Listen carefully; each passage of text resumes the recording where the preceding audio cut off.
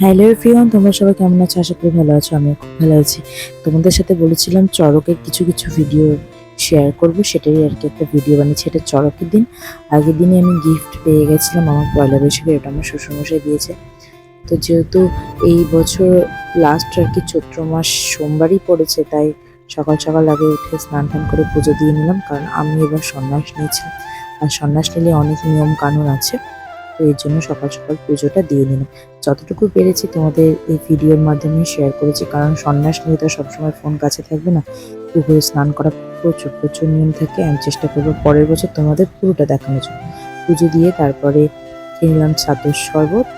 মন্দিরে দিচ্ছিল সন্ন্যাসদের আর কি, যারা সন্ন্যাস নিয়েছে। তারপরে চলে গেছিলাম এই যে খেজুর গাছ ভাঙা দেখতে, ওখানেও আমি ছিলাম। তাই একটুখানি একজনকে বলছিলাম ভিডিও করে দিতে, সেই করে দিয়েছিল।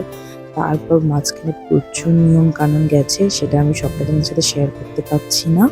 যতটুকু পেরেছি ততটুকু করলাম আর কি। তারপর স্নান টান করে যে পাটার দেওয়া হচ্ছিল, গেলাম, গিয়ে একটু দেখে নিলাম। তারপর আমার ছেলেটাকেও বলে উঠে দিতে, ও তো ভয়েই ভাবছিল। আমি বললাম দাও, কিচ্ছু হবে না।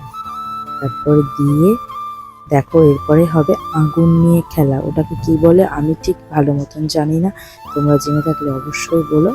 এই যে দেখো, ওরা এখন আগুন নিয়ে এটা জানি কি একটা বলে, আমি বেশ মনে পড়ছে না এখন। আর তারপরে ছিল আমাদের স্পেশাল সন্ন্যাসীদের নাচ, একটু পরেই তোমরা দেখতে পাবে। সেখানে কিন্তু আমাদের চম্পারানিও ছিল, সবাই ছিল। ওরা বাড়ি যায়নি, আমি একমাত্র বাড়িতে, যেহেতু আমার বাড়িটা একদমই কাছে, আমি এই জন্য স্নান টান করে চলেছিলাম। আর ওরা কিন্তু ভেজা গায়েতেই ছিল। তো এখানেই ভিডিওটা শেষ করছি। দেখা হচ্ছে নেক্সট ভিডিওতে। ততক্ষণের জন্য সবাই খুব খুব খুব ভালো থেকো।